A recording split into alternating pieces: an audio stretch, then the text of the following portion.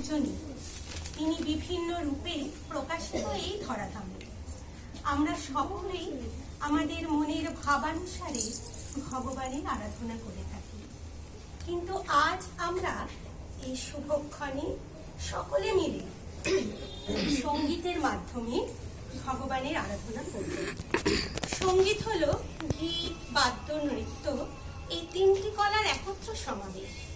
তাই তো ভগবানের এই নাট মন্দিরে গীত, বাদ্য, নৃত্য পরিবেশনের মধ্য দিয়েই সকলকে আনন্দ দিতে চাই, সঙ্গে আমরাও একটু আনন্দ পেতে চাই। আমাদের সকলের মিলিতভাবে এই সঙ্গীতার আয়োজনের প্রথম প্রচেষ্টা।